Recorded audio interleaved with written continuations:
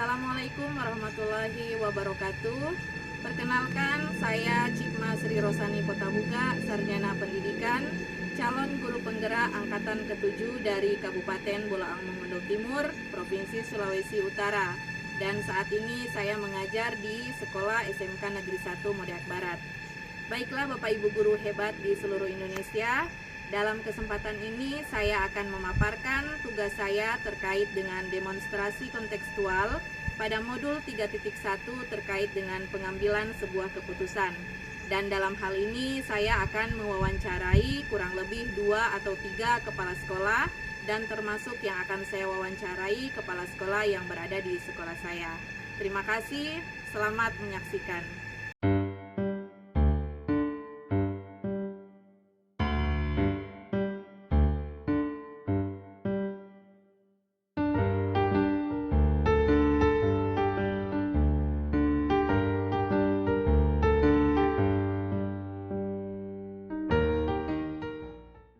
Assalamualaikum warahmatullahi wabarakatuh.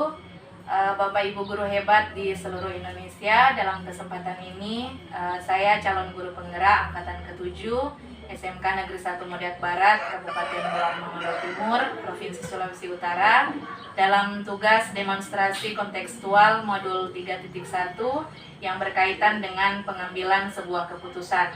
Dan dalam kesempatan ini kami diberikan tugas untuk mewawancarai beberapa pimpinan sekolah ataupun kepala sekolah, dan salah satunya adalah Bapak Kepala Sekolah yang ada di sekolah saya, yaitu yang ada di SMK Negeri 1 Modeak Barat. Baiklah, kita langsung mulai pada wawancara pada hari ini. Assalamualaikum warahmatullahi wabarakatuh, Pak Kepala Sekolah. Waalaikumsalam warahmatullahi wabarakatuh. Sebelumnya saya ucapkan terima kasih atas waktu dan kesempatan dari Bapak Kepala Sekolah karena sudah memberikan kesempatan kepada saya selaku calon guru penggerak dalam tugas ini untuk mewawancarai Bapak Kepala Sekolah terkait dengan pengambilan sebuah keputusan. Namun sebelum itu Pak, sebelum saya akan mulai pada pertanyaan-pertanyaan nanti dalam interview, dalam kesempatan ini saya mempersilakan Bapak Kepala Sekolah untuk memperkenalkan secara singkat profil tentang Bapak. Ya, baik. Assalamualaikum warahmatullahi wabarakatuh. Waalaikumsalam warahmatullahi wabarakatuh. Nama saya Herdianto Mamonto, Sarjana Pendidikan, Kepala Sekolah SMK Negeri 1 Modeak Barat, Kabupaten Bolaang Mongondo Timur, Provinsi Sulawesi Utara. Dan saya menjabat kepala sekolah mulai dari tahun 2018 sampai dengan saat ini. Demikian. Ya, itulah profil singkat dari Kepala SMK Negeri 1 Modeak Barat. Baiklah Pak, saya akan langsung mulai pada pertanyaan pertama dalam tujuan wawancara saya pada siang hari ini. Baiklah Pak, untuk pertanyaan yang pertama yang ingin saya tanyakan, selama Bapak menjabat sebagai pimpinan sekolah ataupun kepala sekolah di sekolah ini, kira-kira bagaimana Bapak dapat mengidentifikasi kasus-kasus ataupun permasalahan-permasalahan yang terjadi di sekolah ini, khususnya kasus tersebut yang memuat di dalamnya itu terdapat dilema etika Pak, dilema etika ataupun bujukan moral. Jadi dilema etika itu Pak, ketika ada Bapak sudah mengatakan tentang bagaimana cara Bapak dalam mengidentifikasi permasalahan ataupun kasus-kasus yang muncul di dalam sekolah, termasuk di situ stakeholder yang terlibat, semua stakeholder di sekolah yang terlibat. Nah sekarang Pak, kira-kira selama Bapak menjalankan dalam pengambilan sebuah keputusan tersebut di sekolah ini, khususnya di SMK Negeri 1 Modeak Barat, di mana dalam kasus-kasus itu memang diperhadapkan pada dua kepentingan yang memang sama-sama mengandung nilai kebajikan ataupun nilai kebaikan yang memang kita anggap itu memang sama-sama benar. Jadi dua kepentingan yang kita anggap memang porsinya, kekuatannya itu memang sama-sama benar. Nah, bagaimana Bapak menyikapi terhadap hal tersebut? Tentu dalam kita menyikapi hal-hal yang ketika muncul persoalan atau masalah yang muncul di dalam satuan pendidikan khususnya di sekolah kita ini, Maka yang pertama, saya selaku kepala sekolah pasti akan kita mendalami dulu, Iya. melihat situasi dan kondisi apa sebab akibat yang muncul, ya, sehingga terjadilah persoalan masalah ini. Nah, sehingga di situ kita akan bisa melihat, menilai dan menimbang, ya, berat dan ringannya masalah yang ada. Sehingga ketika contoh misalnya ini terjadi dalam tenaga pendidikan dan kependidikan, kita bisa mengetahui bobot daripada persoalan itu. Nah, dalam pengambilan keputusan tentu, ya, langkah pertama itu kita harus mengidentifikasi dulu, ya, yang tadi kembali ke kayak mengidentifikasi, kita menilai mana persoalan yang muncul seperti apa. Terus kemudian yang kedua, tentu langkah yang kedua, kita harus berdiskusi dengan teman-teman yang ada di sekolah yang mungkin di luar dari persoalan ini, baru kemudian untuk mencari titik solusi. Dalam arti bahwa saya juga selaku kepala sekolah berdiskusi, bukan juga saya selaku kepala sekolah kemudian mengambil keputusan-keputusan itu dari hasil diskusi, tapi saya selaku kepala sekolah tentu akan melihat dan menyimpulkan diskusi yang terjadi. Baru kemudian yang ketiga, ya, kita mengambil keputusan tanpa memberatkan atau mungkin semacam kita mengambil satu keputusan yang tidak merugikan juga dari pihak yang lain, gitu. Ya, baik Pak. Selanjutnya dari penjelasan yang sudah Bapak sampaikan tadi, menurut Bapak ini apa saja hal-hal yang Bapak anggap kita sikapi, baru kemudian kita menilai, menimbang beratnya seperti apa dan ringannya seperti apa, sehingga kita akan bisa menentukan yang efektif, ya, sehingga kita efektif dalam pengambilan keputusan. Ini tentu di satu sisi kita memikirkan aturan, dan di sisi lain juga kita melihat dari segi kemanusiaan moral kita. Pasti berbagai macam problem yang ada di sekolah yang diperhadapkan tentunya oleh kepala sekolah selaku leader yang ada di sekolah dalam menentukan kebijakan. Ada hal yang ketika kita mengambil keputusan, baru kemudian ini bisa secara manusiawi, ini bisa merugikan kepada yang bersangkutan. Dan ketika kita juga memikirkan secara manusiawi, maka ini juga akan bisa kita bisa juga melanggar aturan-aturan yang sudah ditetapkan. Sehingga bagaimana supaya cara kita ini, berarti kita harus mengidentifikasi dengan cara bahwa tetap kita mendasarkan satu keputusan daripada selaku leader itu dari didasari dengan aturan-aturan yang ada. Baik Pak, kalau tadi terkait dengan hal-hal yang efektif yang akan Bapak lakukan ketika akan mengambil sebuah keputusan. Nah, untuk pertanyaan sekarang ini terkait dengan waktu Pak, waktu yang efektif. Nah, kalau misalkan Bapak diperhadapkan dalam pengambilan sebuah keputusan dan memang masalah itu ataupun kasus itu ketika dalam pengambilan keputusan itu dia membutuhkan waktu yang cukup lama. Jadi walaupun terjadi saat ini, kasus yang ada belum tentu harus diselesaikan pada hari ini, otomatis ada tenggang waktu ataupun membutuhkan waktu yang cukup lama. Nah, kira-kira menurut Bapak ini, saya tanyakan kepada Bapak selaku pimpinan, kira-kira menurut Bapak waktu yang efektif ini harusnya yang bagaimana dan seperti apa? Kalau saya, ya, ketika dalam mengambil keputusan dalam persoalan kasus yang ada di sekolah, ya, ini tidak menentukan jadwal.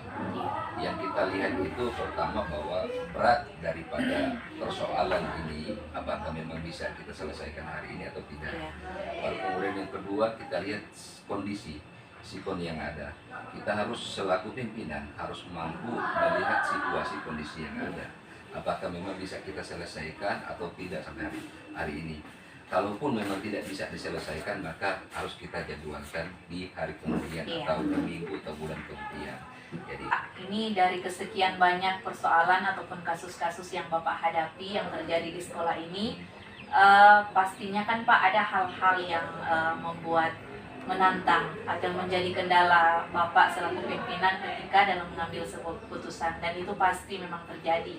Jadi ketika ada masalah-masalah yang ada, kemudian Bapak mengambil sebuah keputusan, pasti ada kendala ataupun tantangan yang dihadapi pada saat itu. Nah, kira-kira kalau boleh saya tahu ini Pak, kendala-kendala atau tantangan seperti apa yang Bapak hadapi ketika dalam pengambilan keputusan yang berkaitan dengan dilema etika ini atau bujukan moral? Iya, dalam pengambilan keputusan tentu ada beberapa persoalan yang saya memang melihat persoalan ini kita dilema dalam menentukan satu keputusan, yaitu ada beberapa juga ya guru yang tenaga pendidikan yang tentu mungkin karena kondisi keluarga yang pada saat ini lagi ditimpa diterpa musibah, sehingga yang bersangkutan tidak efektif dalam melaksanakan tugas karena memang ada hal yang penting dan urgent yang harus diselesaikan. Sehingga di satu sisi kita diperhadapkan dengan aturan yang ada, di sisi lain kita diperhadapkan dengan moral, sehingga di situ ya yang kita sulit untuk bisa mengambil keputusan, karena ketika kita menerapkan aturan maka dari segi kemanusiaan tentu yang bersangkutan sangat membutuhkan kebijakan dari tanah air. Ketika kita bijaki ya, di satu sisi aturan maka kita akan melanggar aturan. Nah itulah yang mungkin ya, sampai hari ini yang kita sulit untuk bisa menetapkan kebijakan-kebijakan seperti apa yang harus kita sampaikan kepada yang bersangkutan atau guru-guru yang lain untuk bagaimana bisa ya, efektif, yang agak sulit yang kita akan melakukan. Mungkin itu. Ya, jadi diperhadapkan pada situasi dan kondisi yang memang membuat Bapak selaku pimpinan dilema ya Pak ini. Jadi ini termasuk pada dilema etika dan juga mungkin lebih ke dilema etika. Jadi kalau bujukan moral ini Pak, mungkin saya akan jabarkan sedikit kalau berkaitan dengan bujukan moral ini. Misalnya ada sebuah kebijakan yang sudah Bapak tetapkan, kemudian tiba-tiba datang hal yang memang diperhadapkan pada Bapak yang harus memang mentah lagi keputusan yang tadinya sudah itu kira-kira berkaitan dengan ini dari kesekian banyak persoalan ataupun kasus-kasus yang Bapak hadapi yang terjadi di sekolah ini, pastinya kan Pak ada hal-hal yang membuat menantang atau menjadi kendala Bapak selaku pimpinan ketika dalam mengambil sebuah keputusan, dan itu pasti memang terjadi. Jadi ketika ada masalah-masalah yang ada, kemudian Bapak mengambil sebuah keputusan, pasti ada kendala ataupun tantangan yang dihadapi pada saat itu. Nah, kira-kira kalau boleh saya tahu ini Pak, kendala-kendala atau tantangan seperti apa yang Bapak hadapi ketika dalam pengambilan keputusan yang berkaitan dengan dilema etika ini atau bujukan moral? Iya, dalam pengambilan keputusan tentu ada beberapa persoalan yang saya memang melihat persoalan ini kita dilema dalam menentukan satu keputusan, yaitu ada beberapa juga ya guru yang tenaga pendidikan yang tentu mungkin karena kondisi keluarga yang pada saat ini lagi diterpa musibah, sehingga yang bersangkutan tidak efektif dalam melaksanakan tugas karena memang ada hal yang penting dan urgent yang harus diselesaikan. Sehingga di satu sisi kita diperhadapkan dengan aturan yang ada, di sisi lain kita diperhadapkan dengan moral, sehingga di situ ya yang kita sulit untuk bisa mengambil keputusan, karena ketika kita menerapkan aturan maka dari segi kemanusiaan tentu yang bersangkutan sangat membutuhkan kebijakan dari tanah air. Ketika kita bijaki ya, di satu sisi aturan maka kita akan melanggar aturan. Nah itulah yang mungkin ya, sampai hari ini yang kita sulit untuk bisa menetapkan kebijakan-kebijakan seperti apa yang harus kita sampaikan kepada yang bersangkutan atau guru-guru yang lain untuk bagaimana bisa ya, efektif, yang agak sulit yang kita akan melakukan. Mungkin itu.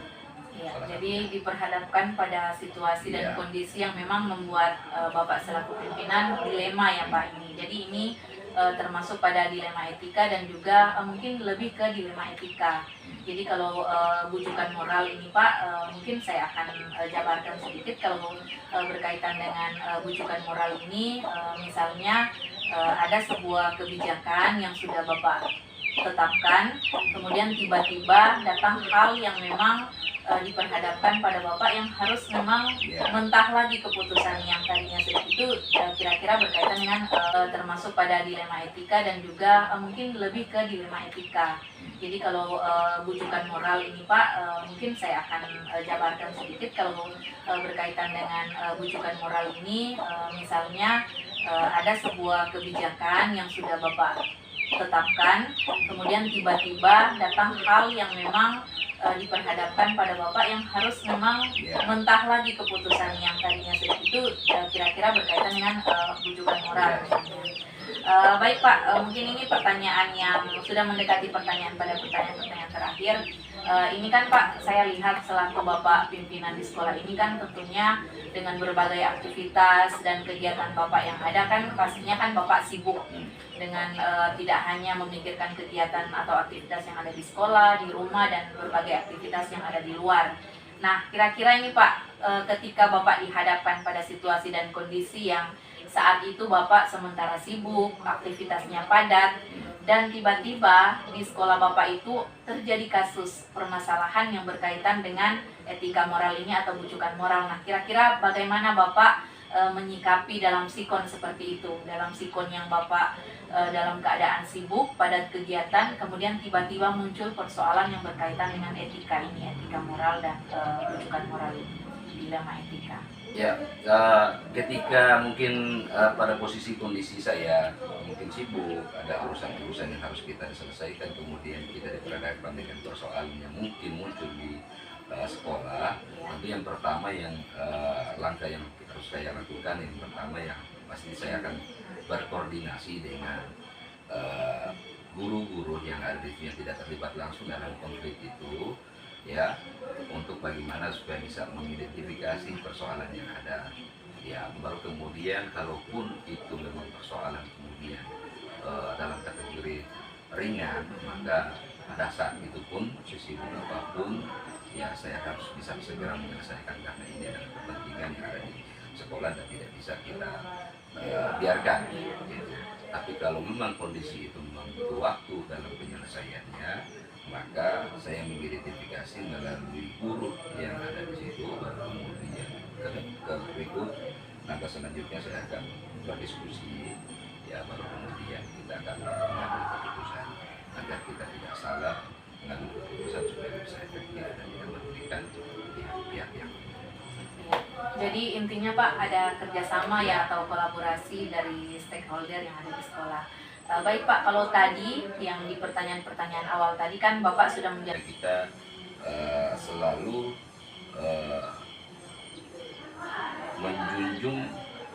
menjunjung rasa persaudaraan, baru kemudian selalu komitmen dan selalu mengikuti, mentaati aturan-aturan yang terutama aturan yang sudah kita sepakati bersama.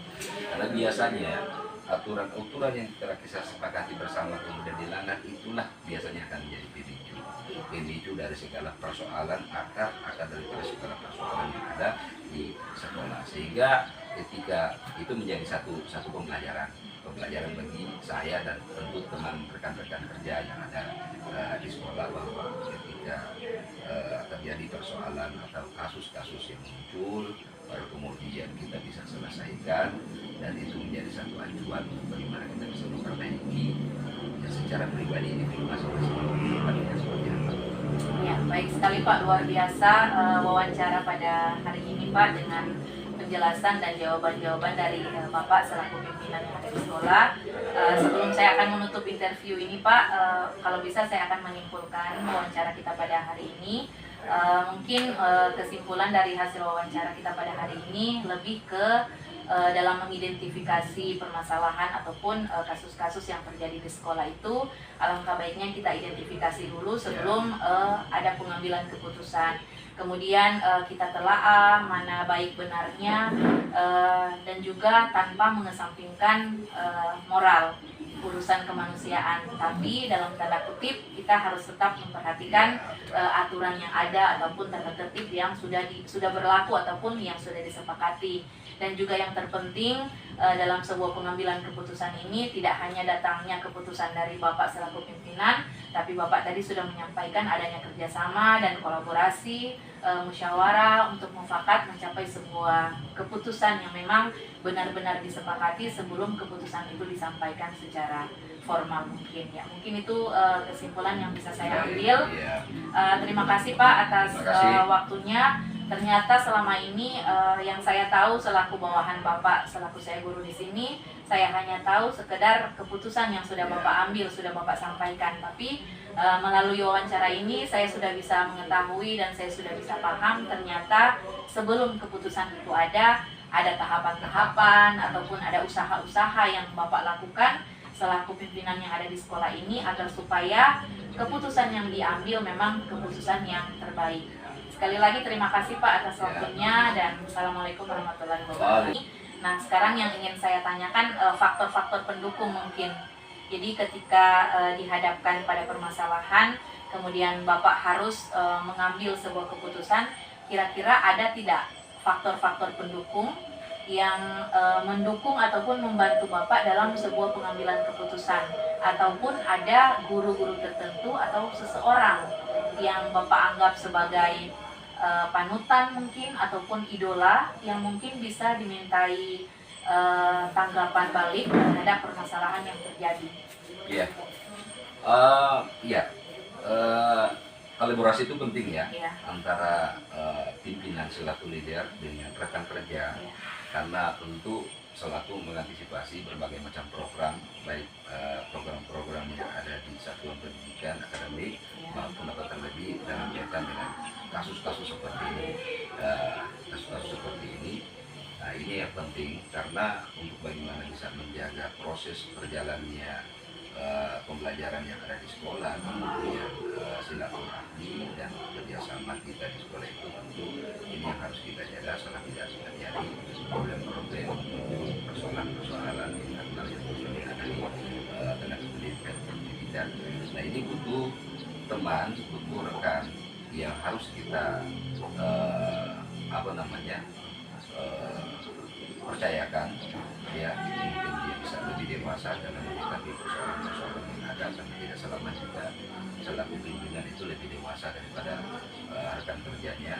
Banyak yang di satuan pendidikan rekan kerja lebih dewasa dan lebih bijak daripada pimpinannya, ada seperti itu, dan tentu itu yang pertama akan kita lihat. Kita itu yang kita ajak sebagai partner kerja kita dalam mengambil keputusan ketika ada problem-problem yang terjadi di sekolah terkait dengan dilema. Iya. Pertanyaan yang terakhir ini Pak, dari sekian banyak keputusan yang sudah Bapak ambil terhadap kasus-kasus ataupun permasalahan yang terjadi di sekolah, baik itu kasus yang berkaitan dengan murid ataupun tenaga pendidik ataupun tenaga kependidikan, kira-kira pembelajaran apa ataupun pengalaman apa yang Bapak dapatkan setelah Bapak sudah mengambil keputusan-keputusan yang ada? Tentu pembelajaran dan pengalaman ya, tentu ini merupakan satu pelajaran sebenarnya, pelajaran bagi kita semua ya, bukan hanya leader tapi teman-teman juga guru yang terlibat konflik di dalam ataupun mungkin siswa. Kita selalu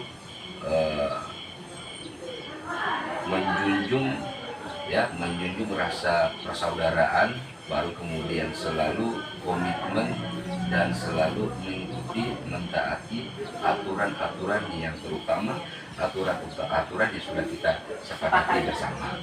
Karena biasanya aturan-aturan yang telah kita sepakati bersama kemudian dilanggar, itulah biasanya akan menjadi pemicu dari segala persoalan, akar daripada segala persoalan yang ada di sekolah. Sehingga ketika itu menjadi satu pembelajaran bagi saya dan tentu teman rekan-rekan kerja yang ada di sekolah, bahwa ketika terjadi persoalan atau kasus-kasus yang muncul, lalu kemudian kita bisa selesaikan, dan itu menjadi satu acuan bagaimana kita bisa memperbaiki ya, secara pribadi individu masing-masing pribadinya seperti apa. Ya, baik sekali Pak, luar biasa wawancara pada hari ini Pak, dengan penjelasan dan jawaban-jawaban dari Bapak selaku pimpinan yang ada di sekolah. Sebelum saya akan menutup interview ini Pak, kalau bisa saya akan menyimpulkan wawancara kita pada hari ini. Mungkin kesimpulan dari hasil wawancara kita pada hari ini lebih ke dalam mengidentifikasi permasalahan ataupun kasus-kasus yang terjadi di sekolah itu, alangkah baiknya kita identifikasi dulu sebelum ada pengambilan keputusan. Kemudian kita telaah mana baik benarnya, dan juga tanpa mengesampingkan moral, urusan kemanusiaan, tapi dalam tanda kutip kita harus tetap memperhatikan aturan yang ada ataupun tata tertib yang sudah berlaku ataupun yang sudah disepakati.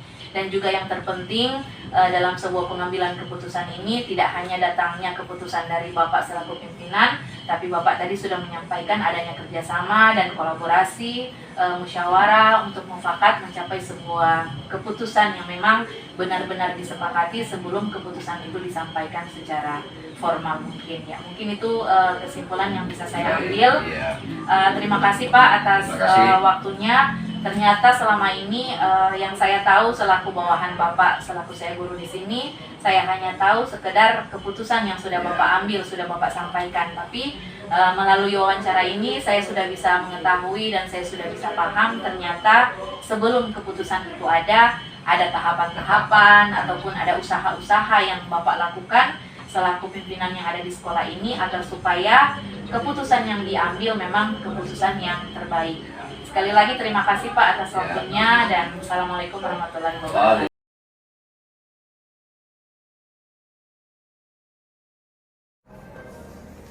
Assalamualaikum warahmatullahi wabarakatuh. Salam guru penggerak, salam hebat untuk seluruh Bapak Ibu guru hebat di seluruh Indonesia. Baiklah Bapak Ibu guru, dalam kesempatan ini dalam tugas demonstrasi kontekstual modul 3.1 saya ditugaskan untuk mewawancarai 2 sampai dengan 3 orang pimpinan sekolah ataupun kepala sekolah, dan saat ini saya berada di sekolah luar biasa atau SLB Negeri Poiwa Besar yang berada di Kota Mobagu, dan saya saat ini berada di ruang kepala sekolah bersama dengan pimpinan sekolah yang ada di sekolah ini. Dan hari ini saya akan mewawancarai beliau terkait dengan pengambilan keputusan yang di dalamnya terdapat nilai-nilai kebajikan dan bagaimana selaku pimpinan untuk menyikapi hal tersebut. Baiklah Bapak Ibu, kita mulai interview kita pada hari ini. Sebelumnya Bu, saya sampaikan ucapan terima kasih atas waktu dan kesempatan sehingga Ibu berkenan menerima saya dalam tugas saya dalam demonstrasi kontekstual terkait dengan modul 3.1 Ibu, terkait dengan pengambilan sebuah keputusan di mana dalam keputusan itu terdapat nilai-nilai kebajikan yang akan saya wawancarai Ibu selaku pimpinan ataupun kepala sekolah yang ada di sekolah ini. Namun sebelum itu Bu, ada baiknya Ibu memperkenalkan profil singkat Ibu selaku kepala sekolah atau pimpinan yang ada di sini. Silakan. Saya akan memperkenalkan diri. Nama saya Ria belakang juga sebagai guru pendidikan luar biasa dan terangkat sebagai guru di SLB pada tahun 2005 dan sekarang menjabat sebagai kepala sekolah di SLB Negeri Poiwa Besar juga sejak tahun 2013 sampai dengan sekarang. Ya, terima kasih Bu. Itulah profil singkat dari kepala sekolah di SLB Poiwa Besar. Baiklah Bu, saya langsung saja masuk pada beberapa pertanyaan pada wawancara kita pada hari ini. Untuk pertanyaan yang pertama terkait dengan mengidentifikasi persoalan ataupun kasus-kasus yang muncul yang terjadi di sekolah. Nah, bagaimana Ibu selaku pimpinan ataupun kepala sekolah di sini dalam mengidentifikasi permasalahan ataupun kasus-kasus yang muncul, yang mana di dalam permasalahan tersebut terdapat dilema etika ataupun rujukan moral. Nah, bagaimana Ibu selaku pimpinan untuk mengidentifikasi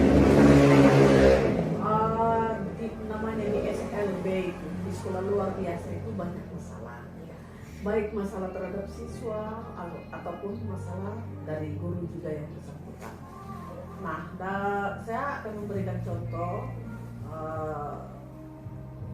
untuk masalah siswa dulu ya, karena mereka adalah anak-anak berkebutuhan khusus, anak-anak yang memerlukan bimbingan khusus dari guru, sehingga tentu dalam keseharian mereka itu banyak masalah. Saya akan memberikan contoh dalam kasus pelecehan seksual terhadap siswa. Pada sekolah kami pernah seperti itu, tetapi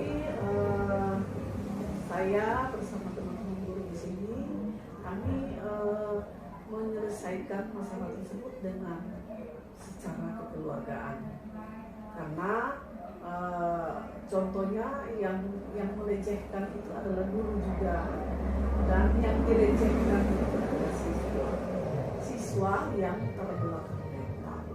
Kami di sini menyelesaikannya juga secara hukum, dan pada waktu itu juga guru tersebut saya langsung keluarkan dari sekolah ini, dia sebagai PHL, tapi mohon maaf saya tidak akan menyebutkan nama, dan itu adalah kebijakan saya untuk segera mengeluarkan guru tersebut dari sekolah ini, karena dia tidak ada ciri-ciri sebagai pendidik anak-anak berkebutuhan khusus, di mana dibutuhkan kesabaran yang tinggi dibandingkan dengan ya, luar biasa. Ya, jadi Bu, ketika Ibu mengambil sebuah keputusan itu memang Ibu identifikasi dulu permasalahannya dulu seperti apa, dan memang Ibu selaku pimpinan, selain Ibu sudah identifikasi permasalahan yang ada, kalaupun permasalahan itu memang sudah tergolong permasalahan yang berat, Ibu selaku pimpinan memang tidak segan-segan untuk mengambil keputusan, karena memang permasalahan ataupun kasus yang ada memang sudah tergolong fatal ya Bu. Iya. Ya, luar biasa Bu, selaku pimpinan Ibu bisa bertindak tegas, karena memang Ibu selaku pengambil kebijakan, dan memang segala sesuatu memang harus semuanya ke Ibu, karena Ibu adalah pimpinan sekolah. Ya, baik Bu, ketika ada permasalahan nih Bu yang muncul, kasus-kasus yang ada terjadi di sekolah, dan kasus tersebut Bu, Ibu dihadapkan pada dua hal yang sama-sama penting, dua hal yang mengandung nilai kebajikan, nilai kebaikan yang ada di dalam itu. Jadi kasus ini ada satu keputusan yang memang Ibu selaku pimpinan harus Ibu ambil, dan Ibu harus memilih salah satu, walaupun pada kasus tersebut memang dua kepentingan ini memang berjalan searah, sama-sama benar, tapi harus ada yang satu yang harus Ibu pilih. Nah, bagaimana Ibu selaku pimpinan untuk menyikapi jika mendapati hal tersebut? Kalau dalam hal kebajikan, saya selalu mengutamakan kebenaran, tetapi saya tidak juga selalu juga mementingkan juga kebijakan-kebijakan dari kepala sekolah. Karena sebagai contoh, kami kalau ada kunjungan atau ada semacam monitoring dari Dinas Pendidikan Provinsi Sulawesi Utara, tentu mereka datang dari jauh-jauh. Sementara kami di dalam penggunaan keuangan, kami ada ketentuannya. Seperti misalnya dalam hal pemberian ya semacam oleh-oleh, karena mereka dari jauh datang, bukan maksud untuk memberikan, tidak ada unsur misalnya mau kasih itu dia supaya kepala dinas mau baik-baik buat orang, bukan harus seperti itu, tetapi kita mulai memberikan semacam oleh-oleh. Itu sebenarnya kalau di laporan kami itu tidak ada, tetapi kadang itu sudah menjadi kebijakan saya. Kadang juga kami mengambil dana itu ya sudah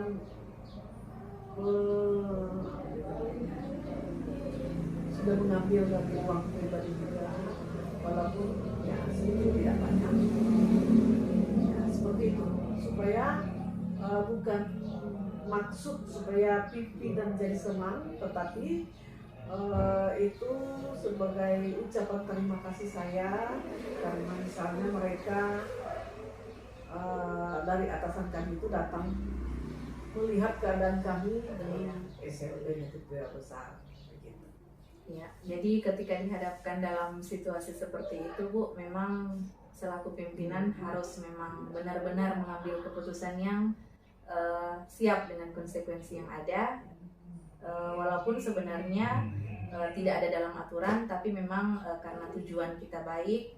Dan memang Bu, yang kami pelajari dalam modul ini sama dengan yang Ibu sampaikan tadi, bahwa ketika dihadapkan pada kebenaran, ini lawan Bu, kebenaran misalnya versus keadilan, kemudian individu lawan masyarakat atau kelompok banyak. Jadi ketika dihadapkan seperti hal-hal seperti itu, memang Ibu selaku pimpinan sudah Ibu pikirkan lebih matang lagi ketika pengambilan keputusan itu sebelum terjadi.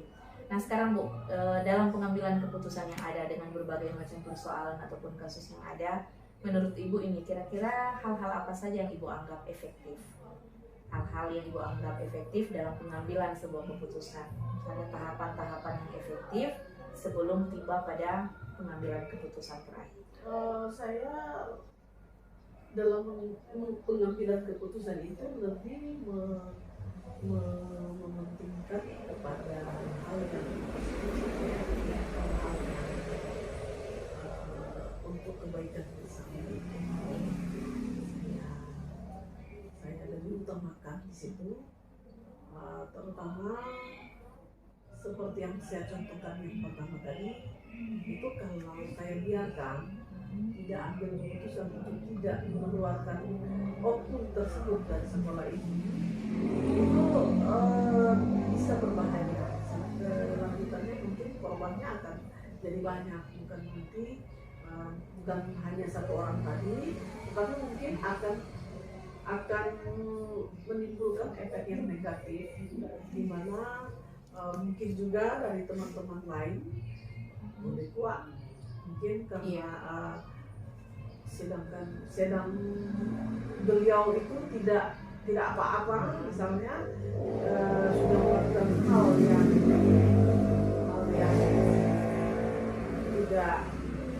tidak sesuai dengan norma, baik norma agama maupun norma kesusilaan. Jadi itu saya langsung keputusan harus dikeluarkan, padahal beliau sudah terdaftar sebagai tenaga non-lepas provinsi. Saya berani mengambil keputusan itu karena mengingat hal-hal yang tidak inginkan. Ya, jadi ketika Ibu mengambil sebuah keputusan, Ibu lebih kepada jangan ada lagi masalah-masalah yang timbul di belakangnya. Jadi langsung pada keputusan yang tegas, gitu ya. Baik sekali Bu, luar biasa ya Bu. Nah sekarang Bu, kalau tadi kan saya menanyakan tentang hal-hal yang efektif. Nah sekarang ini terkait waktu yang efektif. Misalkan dalam lingkungan sekolah terjadi sebuah permasalahan ataupun kasus yang muncul, belum tentu dapat diselesaikan pada hari ini juga. Nah menurut Ibu, ketika persoalan itu bisa diselesaikan dengan membutuhkan waktu yang cukup lama, tidak bisa diselesaikan dalam saat ini juga, menurut Ibu waktu yang efektif itu dalam pengambilan keputusan atas masalah yang ada itu yang bagaimana?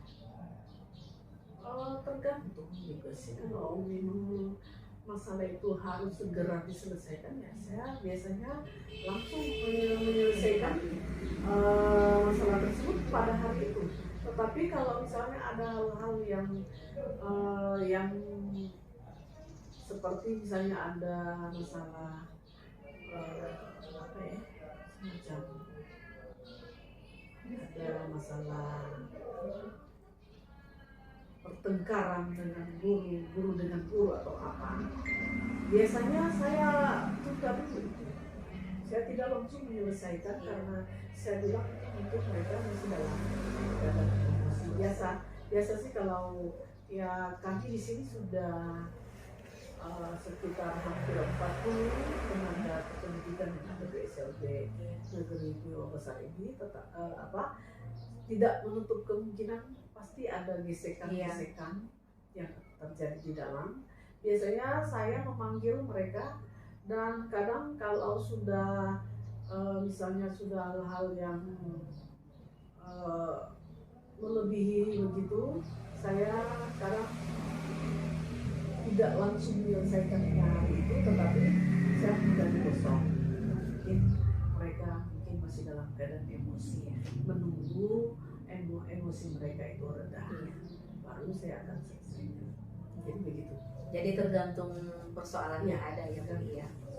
Nah sekarang Bu, dari tahun 2013 ya Ibu menjabat sebagai kepala sekolah di sekolah ini, tentunya sudah banyak berbagai macam persoalan, kasus-kasus yang muncul, entah itu dari peserta didik, dari pengajar, ataupun dari stakeholder yang ada di sekolah ini. Pasti sudah begitu banyak ya Bu kasus-kasus ataupun persoalan yang muncul. Nah kira-kira Bu, ketika dalam pengambilan keputusan terhadap persoalan yang ada selama Ibu menjabat sebagai kepala sekolah, ada tidak kendala-kendala ataupun tantangan yang Ibu hadapi? Jikapun ada, kira-kira kendala seperti apa itu ataupun tantangan seperti apa? Tentunya saya sudah kurang lebih 10 tahun. 10 tahun menjabat sebagai kepala sekolah di sini. Banyak sekali masalah, tetapi bagaimana ya? Saya menyikapi hal tersebut dengan berjalan seperti apa adanya. Karena kalau mau pikir-pikir, memang masalah itu rasanya tidak mampu untuk harus menjalankan kepemimpinan saya sebagai kepala sekolah. Karena yang saya hadapi ini tentunya dengan berbagai disiplin itu, teman-teman dengan berbagai disiplin ilmu, yang tentunya mereka banyak teman-teman yang pintar-pintar apa semua yang melebihi dari saya, tetapi saya menyikapinya dengan secara bijak, ya, seperti kemarin ada masalah sedikit tentang masalah penggunaan tanah yang ada di sekolah kami. Mungkin teman-teman ini masih baru, jadi mereka belum tahu bahwa penggunaan tanah ini sudah ada, kami sudah membuat perencanaan selama 1 tahun. Sementara teman-teman harus memasukkan satu hal itu harus pengadaan apa, sementara DP perencanaannya sudah dibuat dari awal tahun.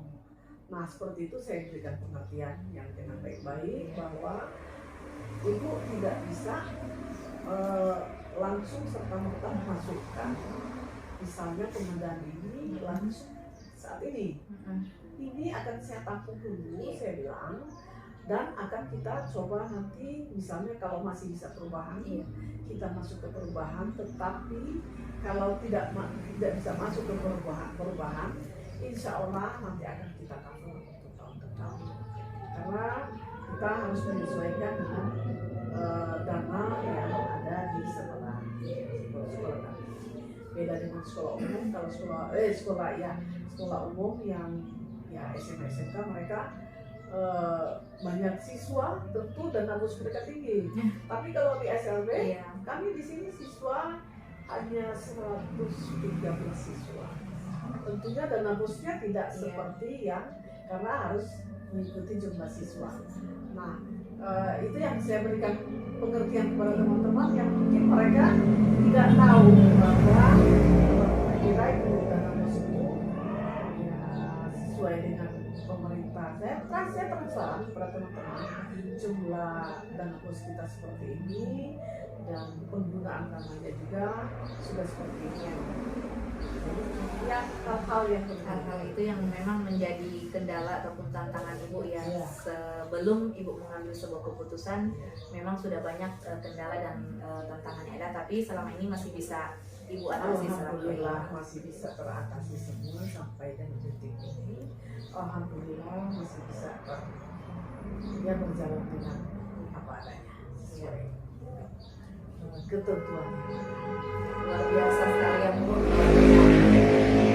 penjelasan dari awal tadi. Saya sangat tertarik, apalagi ketika ibu menjabat sebagai pimpinan di sekolah yang memang belum tentu semua orang bisa, karena ini memang sekolah luar biasa yang berkebutuhan khusus. Mungkin kalau di sekolah-sekolah umum semua orang pasti mungkin bisa, tapi kalau untuk di sekolah seperti ini memang harus membutuhkan keahlian khusus, apalagi dalam menyikapi permasalahan ataupun kasus-kasus yang ada. Nah sekarang Bu, saya tahu kan sebagai pimpinan ataupun kepala sekolah itu selain kesibukan yang ada di sekolah, berbagai program yang akan Ibu jalankan, kegiatan-kegiatan, pastinya ada juga aktivitas di rumah, aktivitas bermasyarakat yang tentunya membutuhkan waktu yang cukup padat. Dan memang ketika saya lihat di media sosial, mungkin kesibukan ibu itu begitu padat saya lihat. Nah, bagaimana ibu dalam sikon seperti ini, misalnya dalam situasi dan kondisi yang ibu diperhadapkan pada aktivitas yang memang benar-benar padat dengan urusan kanan kiri yang tidak ada habisnya, kemudian tiba-tiba di sekolah ibu itu muncul satu permasalahan ataupun kasus. Nah, bagaimana ibu menyikapi dengan kondisi yang ada? Memang kalau di SLB ini penuh dengan masalah, baik siswanya, baik gurunya. Itu apalagi siswa itu sangat kompleks sekali ya masalah mereka. Sehingga kalau misalnya seperti pertanyaan tadi bahwa apabila ada masalah, tentunya saya sering lebih mengutamakan kerjaan saya dulu, baru saya mengutamakan keluarga. Saya jadi nomor 2 keluarga, karena ya tanggung jawab yang ada di pundak saya sebagai penanggung jawab yang ada di sekolah ini. Ya saya yang bertanggung jawab semua, tetapi kadang kalau memang saya sudah benar-benar tidak bisa lagi misalnya menyelesaikan secara langsung, kadang saya menggunakan teman-teman wakil-wakil, kan saya ada wakil saya. Jadi saya ada rencana-rencana. Kalau saya memang sudah tidak seperti contoh kemarin saya waktu ujian SMA itu saya sakit, masuk rumah sakit, sehingga saya mendelegasikan semua tugas dan tanggung jawab saya untuk menjalankan ujian itu kepada wakil kepala sekolah bidang ekonomi. Karena memang sudah tidak bisa karena lagi opnam. Luar biasa sekali Bu, ini tanpa saya harus menjabarkan ke Ibu tentang apa yang kami pelajari di CGP ini di modul 3.1, tapi dari jawaban-jawaban Ibu yang ada memang semuanya mengena Bu. Apalagi ketika seorang pimpinan itu dihadapkan pada dua kepentingan, tapi dia memang harus dituntut untuk mengutamakan kepentingan umum yang menjadi tanggung jawabnya, menjadi tupoksinya dibanding dengan kepentingan pribadi kita. Jadi dalam modul itu Bu, kita dihadapkan dalam kasus-kasus, misalnya menjabat sebagai kepala sekolah, tapi di sisi lain sebagai entrepreneur, ada jiwa usaha dan dia mendapat undangan untuk ikut pelatihan. Nah, kira-kira mana yang akan dia pilih? Nah, itu yang sudah Ibu jabarkan tadi, dan memang luar biasa Bu, sebagai pimpinan harus mengutamakan kepentingan umum ataupun kepentingan sekolah, bukan kepentingan pribadi. Iya. Nah, sekarang Bu, tadi kan Ibu sudah menjabarkan tentang kendala, tantangan Ibu ketika dalam pengambilan keputusan. Nah, mungkin Bu, selama pengambilan keputusan itu kan tidak selamanya ada kendalanya, tidak selamanya juga penuh dengan tantangan. Nah, kira-kira Bu, selama dalam pengambilan keputusan itu ada tidak Bu faktor-faktor pendukung yang mendukung Ibu, faktor-faktor pendukung yang mendukung Ibu ketika dalam pengambilan keputusan? Misalnya ada seseorang yang ibu anggap sebagai idola ataupun panutan ibu dalam penyelesaian masalah ataupun di dalam pengambilan keputusan. Misalnya ada salah satu guru yang mungkin yang senior atau yang dituakan yang ibu anggap bisa diajak sharing, sehingga dengan adanya komunikasi dengan pihak-pihak tertentu dapat terjadi sebuah pengambilan keputusan. Jadi memang kami di sini ada senior-senior. Nah, mereka itu yang saya jadikan sebagai partner saya. Apabila ada masalah apa, saya segera memanggil teman-teman yang senior itu untuk konsultasi bagaimana solusinya seperti apa. Ya, kepada teman-teman itu. Nah, jadi itu kalau memang urusan teman-teman senior itu di atas kepala saya hormati dan saya buat panutan dan sebagai teman share diskusi atau sharing terhadap masalah-masalah yang terjadi di sekolah. Ya, luar biasa sekali Bu, berarti di sekolah ini memang kerjasama dan kolaborasi antar guru, semua stakeholder yang ada di sini memang sudah terjalin ya dari dulu. Buktinya dengan permasalahan yang muncul, Ibu selalu melibatkan rekan-rekan guru, melibatkan yang Ibu anggap idola ataupun panutan yang ketika dihadapkan pada pengambilan keputusan, Ibu melibatkan guru-guru yang Ibu maksudkan. Ya, luar biasa Bu. Bu, pertanyaan terakhir ini Bu. Dari sekian banyak persoalan kasus-kasus yang ada, pastinya kan ada pembelajaran ataupun pengalaman bagi diri pribadi. Nah, kira-kira kalau boleh saya tahu Bu, dengan berbagai kasus yang ada, dengan berbagai pengambilan keputusan yang sudah Ibu lakukan, ada tidak pembelajaran khusus ataupun pengalaman khusus yang Ibu alami secara baik itu secara Ibu secara pribadi ataupun pembelajaran secara umum dalam lingkaran sekolah? Kalau pengalaman saya selama ini sebagai guru SLB dan selanjutnya menjadi kepala sekolah juga di SLB ini, saya melihat ke orang tua adalah orang tua yang kuat karena mereka dititipkan anak-anak yang berkebutuhan khusus. Saya selalu mendasarkan kepada diri saya sendiri bagaimana seandainya saya menjadi itu yang sering jadi saya sebagai dijadikan refleksi diri ya Bu ya. Dan maksudnya saya melihat kepada orang tua yang hebat ya. Karena anak berkebutuhan khusus ini macam-macam. Iya. Ada yang tidak bisa melihat, ada anak-anak yang tidak bisa bicara, tidak bisa mendengar dan tunarungu, ada anak-anak yang terbelakang mental, ada yang anak-anak yang ada di atas kursi roda. Kasihan saya selalu memikirkan. Jadi saya tidak hanya memikirkan di saat mereka ada di sekolah. Saya selalu memikirkan bagaimana seandainya mereka nanti akan lulus dari sini. Kasihan beban dari orang tua. Kasihan. Jadi itu yang selama ini yang jadi tidak pernah terungkap di hidup saya. Nanti pada saat wawancara ini baru saya bisa ungkapkan sebenarnya. Ya, saya bisa maklumi Bu. Ya, luar biasa Bu, karena dalam interview ini saya memang sengaja Bu mengambil SLB karena jenjang SMK kan sudah, sekolah dasar sudah.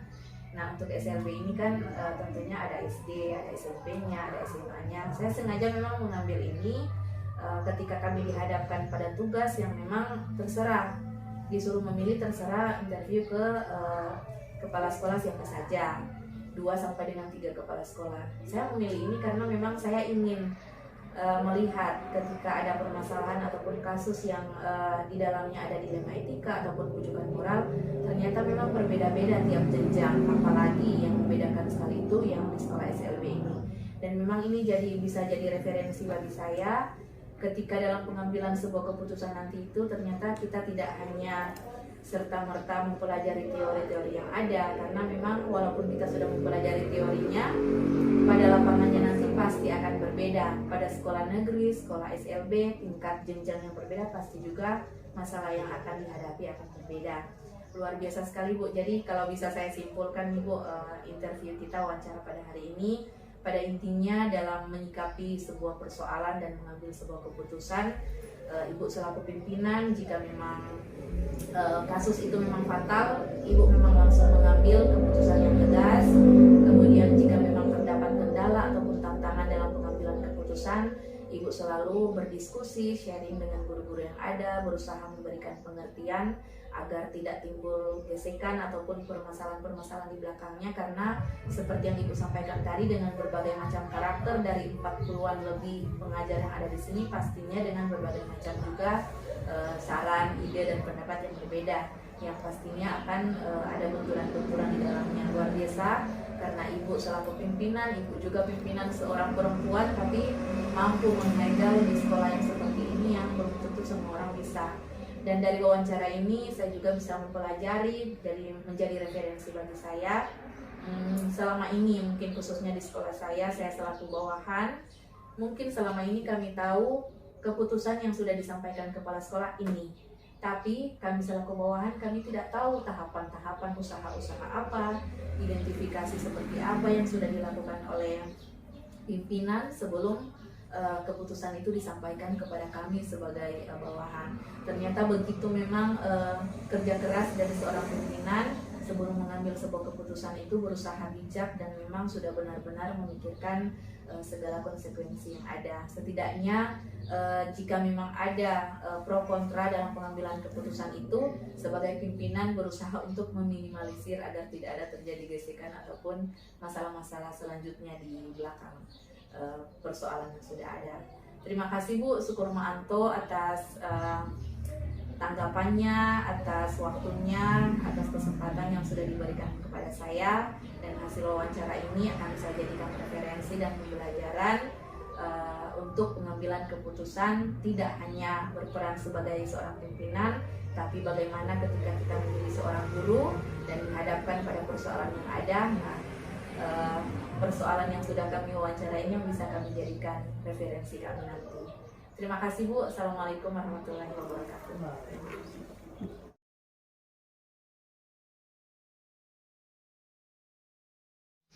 Assalamualaikum warahmatullahi wabarakatuh. Waalaikumsalam warahmatullahi wabarakatuh.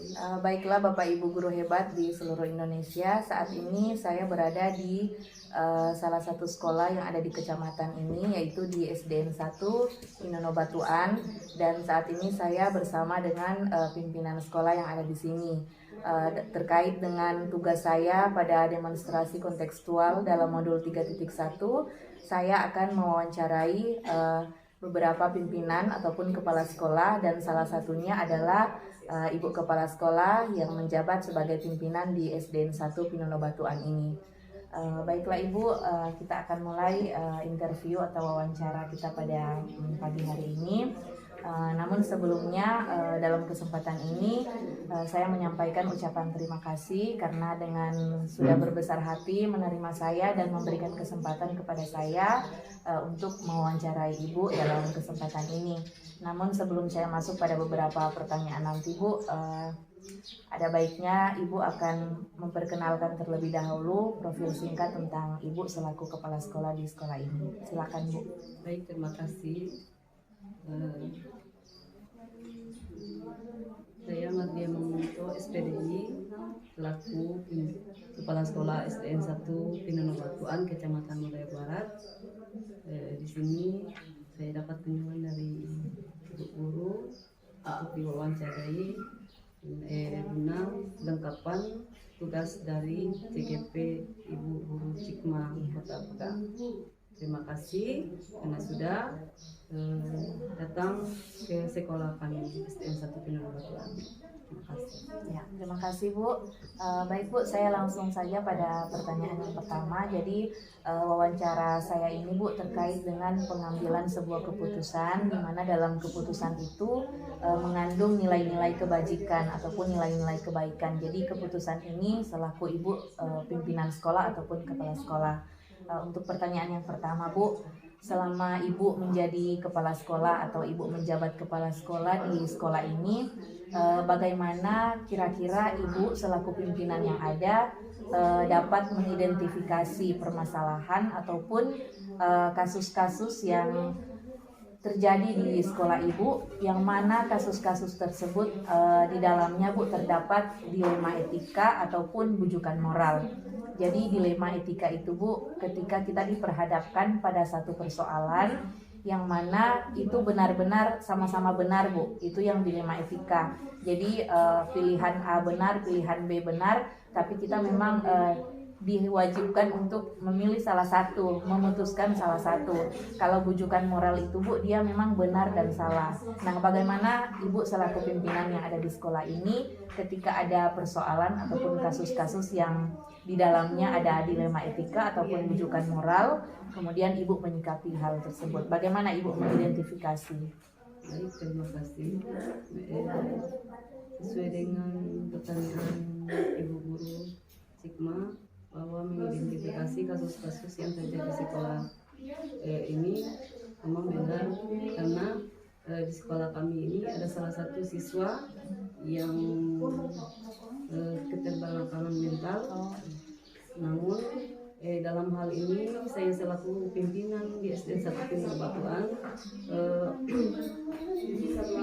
harus menerima siswa tersebut, karena dalam faktor ekonomi saya sebagai kepala sekolah sudah tahu bahwa orang tuanya itu dalam keadaan yang sudah ekonomi lemah, dan siswa tersebut yang seharusnya tidak bersekolah di sini harus saya terima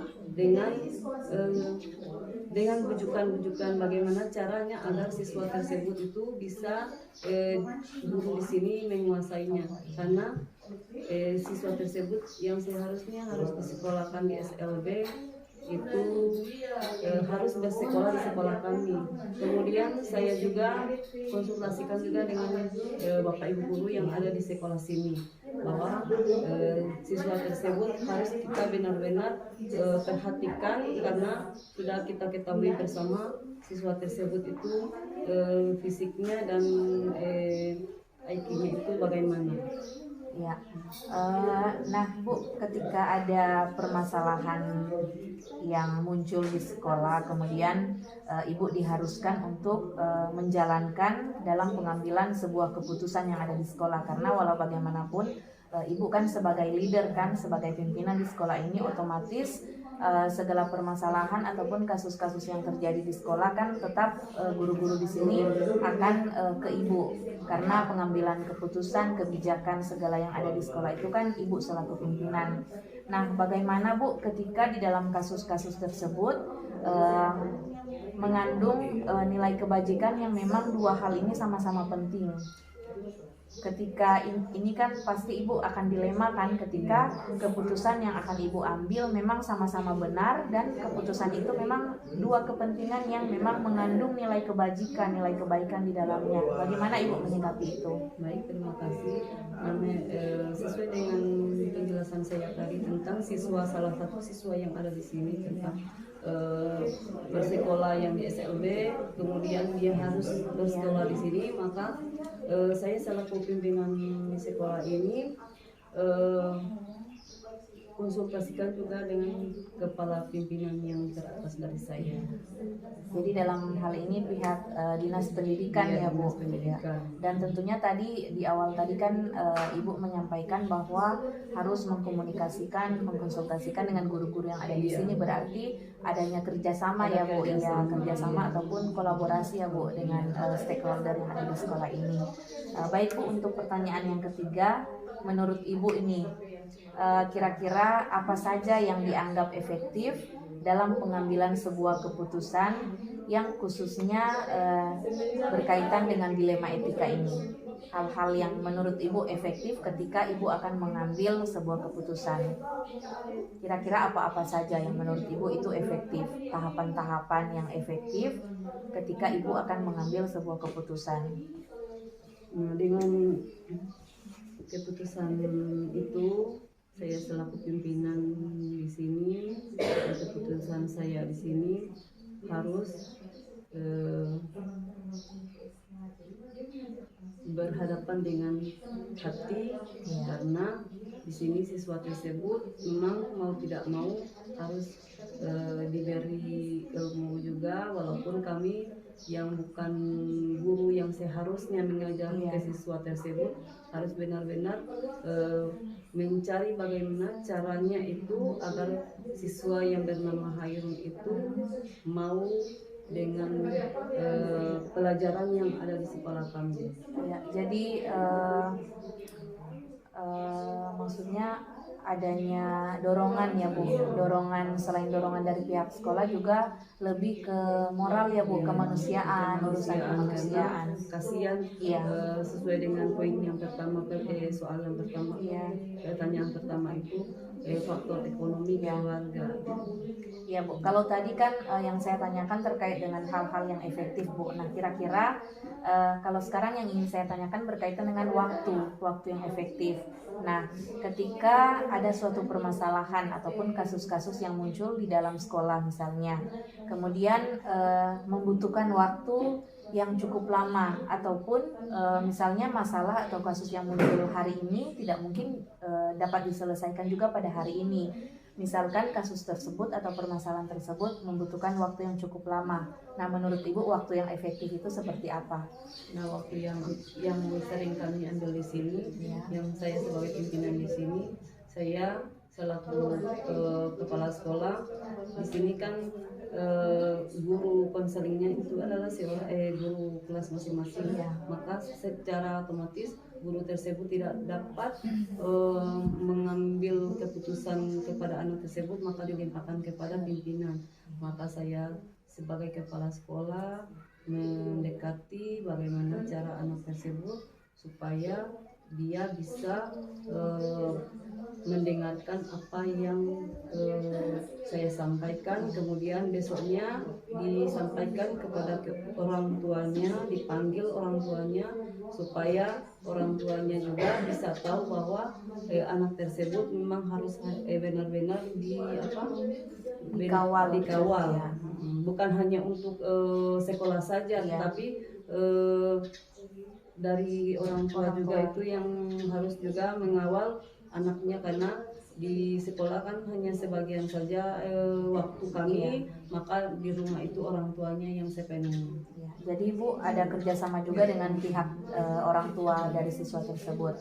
Nah Bu, saya tertarik ini dengan permasalahan yang ada, apalagi dengan kasus-kasus, contoh kasus seperti penanganan siswa yang berkebutuhan khusus yang harusnya dia sekolah di SLB, tapi karena terbentur dengan biaya dan keadaan ekonomi orang tua, tapi Ibu dengan berani mengambil sikap untuk menyekolahkan anak di sini dengan konsekuensi yang memang sudah Ibu kepala sekolah pikirkan, dan memang harus ada kerja keras dan kolaborasi dari semua guru yang ada di sekolah ini. Luar biasa sekali ya Bu, saya salut dengan keputusan yang Ibu ambil. Nah sekarang Bu, dari berbagai macam keputusan, berbagai macam persoalan, kasus-kasus yang muncul selama Ibu menjabat sebagai kepala sekolah, kira-kira Bu ada tidak kendala-kendala ataupun tantangan yang Ibu hadapi ketika Ibu akan mengambil sebuah keputusan? Kira-kira ada kendala apa atau tantangan apa yang Ibu hadapi ketika Ibu akan mengambil sebuah keputusan pada persoalan ataupun kasus yang ada? Terima kasih. Kalau tantangan saya selama menjadi pimpinan di sini, memang siswa tersebut yang harus memang benar-benar didekati, harus dicari tahu bagaimana dia itu bisa menerima pelajaran yang diberikan guru, kemudian dia bisa menerima nasihat-nasihat yang saya berikan kepadanya. Ya, luar biasa Bu. Jadi lebih ke siswa yang tadi ya Bu, tantangannya itu ya. Iya. Memang di saat dihadapkan pada siswa yang berkebutuhan khusus merupakan tantangan bagi guru-guru yang ada di sekolah ini. Selanjutnya Bu, terkait dengan pengambilan keputusan yang ada, permasalahan yang ada, kasus-kasus yang ada. Saya lihat kan, saya bisa pantau dari media sosial, saya lihat ibu aktivitasnya padat, sibuk urusan sekolah, urusan rumah tangga, belum juga urusan bermasyarakat, urusan di luar. Saya lihat kegiatan ataupun aktivitas ibu itu padat sekali, sibuk sekali.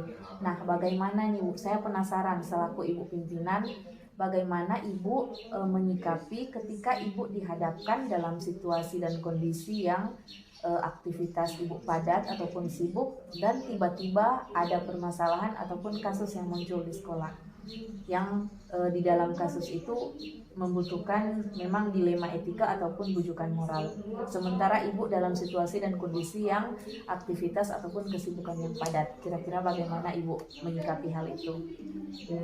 Saya dalam menyikapi hal demikian itu tetap meluangkan waktu untuk datang ke sekolah guna untuk mencari tahu bagaimana apa permasalahan yang muncul hingga kasus itu ada di dalam sekolah itu. Cari tahu kepada semua pihak yang berkaitan yang ada di sekolah ini, baik pada bapak ibu guru, kemudian tanyakan kepada anak. Kemudian setelah ditemukan identifikasi, maka saya selaku kepala sekolah juga berkonsultasi dengan bapak ibu guru bagaimana caranya agar sekolah kita itu ketika saya tidak ada maka akan baik-baik saja. Luar biasa Bu. Jadi memang di sekolah ini kerjasama dan kolaborasi antar guru yang ada di sini memang sudah tercipta dan sudah terjalin. Sekarang Bu, tadi kan saya sudah menanyakan terkait dengan kendala ataupun tantangan yang Ibu hadapi ketika dalam pengambilan sebuah keputusan yang di dalamnya itu ada dilema etika. Nah, kalau tadi tantangan ataupun kendala, sekarang yang ingin saya tanyakan Bu, faktor-faktor pendukung. Nah, kira-kira ketika Ibu akan mengambil sebuah keputusan di dalam kasus ataupun permasalahan yang ada tidak faktor-faktor pendukung ataupun yang menjadi idola ataupun panutan Ibu selaku pimpinan, orang ataupun guru yang Ibu anggap bisa mendukung ataupun membantu Ibu, ataupun bisa Ibu mintai nasihat ataupun tanggapan balik terhadap persoalan yang ada. Jadi selain faktor-faktor ataupun orangnya, ada tidak yang menjadi idola Ibu atau panutan Ibu ketika dihadapkan dalam pengambilan sebuah keputusan, ada yang Ibu libatkan? Di sini masalah yang demikian itu, maka ada guru yang saya dekati, kemudian saya tanyakan bagaimana caranya untuk menyelesaikan masalah ini. Kemudian di sini juga saya sebagai pimpinan merangkul semua guru. Ya, tidak ada guru yang merasa bahwa kenapa pimpinan sekolah ini hanya dekat dengan dia. Kemudian kami sebagai guru yang ada di sini ikut mendukung program-program kepala sekolah, tapi hanya guru-guru tersebut saja yang selalu didekati, kemudian diwawancarai ketika ada permasalahan yang muncul. Jadi pada intinya Bu, ketika ada sebuah persoalan dan Ibu kepala sekolah akan mengambil sebuah keputusan, Ibu melibatkan semua guru dan mana yang berkompeten yang bisa Ibu panggil untuk sharing ya Bu. Tapi dalam hal ini secara umum Ibu memang melibatkan semua guru yang ada di sini ya. Luar biasa Bu. Jadi saya akui memang kerjasama yang bagus, dan pastinya dengan adanya kerjasama dan kolaborasi yang sudah memang tercipta dari dulu, pasti segala program dan kegiatan yang ada saya yakin bisa berjalan dengan baik Bu.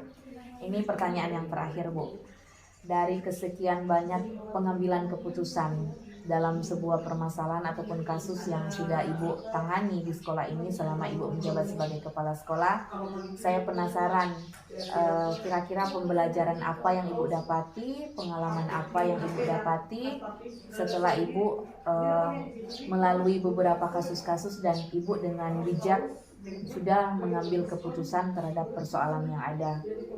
Walaupun kasus tersebut memang membuat ibu dilema ketika dihadapkan pada dua kepentingan ataupun dua persoalan yang di dalamnya sama-sama ada nilai kebajikan ataupun bujukan moral misalnya. Jadi yang bujukan moral ini Bu, misalnya bendahara datang ke ibu, Bu, teman-teman guru mengajak makan-makan karena masih ada sisa dana. Sementara di sisi lain perbuatan tersebut kan bertentangan dengan ini, apalagi untuk memalsukan misalnya kwitansi. Nah, iya, itu yang moral Bu, bujukan moral. Kalau yang etika ini dia memang sama-sama benar, tapi ibu diharuskan mengambil keputusan memilih satu. Nah, kira-kira selama ini Bu, dari sebanyak persoalan pengambilan keputusan yang sudah ibu lakukan, pembelajaran apa kira-kira yang ibu dapatkan atau pengalaman apa yang ibu dapatkan selama ini? Pengalaman saya selama menjadi pimpinan di sini sesuai dengan rujukan moral tadi dari Ibu Bendahara misalnya, saya selaku pimpinan untuk membicarakan secara detail bagaimana caranya supaya misalnya bujukan itu dari teman-teman guru itu bisa kami penuhi. Itu kerjasama kami dari bendahara dan kepala sekolah. Jadi intinya tetap segala sesuatu dibicarakan. Nah, pengalaman ibu setelah pengambilan keputusan ini, ada tidak pembelajaran yang ibu dapatkan? Mungkin secara pribadi ataupun secara kedinasan dari selama pengambilan keputusan yang sudah ibu lakukan, pembelajaran apa kira-kira yang ibu dapatkan? Alhamdulillah selama ini baik-baik saja, tidak ada kendala-kendala, karena apapun yang menjadi keputusan itu tetap saya bicarakan dengan Bapak Ibu guru yang ada di sekolah ini. Ya, luar Jadi biasa. tidak ada masalah yang nantinya keluar setelah kami pulang dari sekolah. Iya, mantap Bu, luar biasa. Kalau bisa saya simpulkan Bu, hasil wawancara kita pada hari ini, jadi pada intinya itu memang kolaborasi dan kerjasama yang ada di sekolah ini memang sudah terjalin sejak awal, dan segala keputusan yang ibu ambil tentunya sudah berdasarkan musyawarah ya Bu. Itu ya, musyawarah dengan seluruh guru-guru, kemudian ibu selaku kepala sekolah selalu melibatkan guru-guru dalam pengambilan keputusan, dan dalam persoalan apapun ibu selalu melibatkan guru-guru yang ada di sekolah. Ya, luar biasa Bu, itu yang dapat saya simpulkan dalam wawancara ini. Dan dalam kesempatan ini saya juga mengucapkan terima kasih Bu, karena ternyata dalam sebuah pengambilan keputusan itu kami selaku bawahan ini misalnya, kami hanya tahu saja kepala sekolah menyampaikan ini hasil keputusannya, tapi pada dasarnya kami selaku bawahan misalnya kami tidak tahu apa-apa saja yang sudah dilakukan kepala sekolah, tahapan-tahapan, usaha-usaha yang sudah dilakukan selaku pimpinan sebelum adanya keputusan itu. Luar biasa, ternyata menjadi pimpinan itu memang harus benar-benar bijak dalam mengambil sebuah keputusan, apalagi di sekolah itu dengan berbagai macam karakter dan pemikiran yang berbeda-beda ya Bu.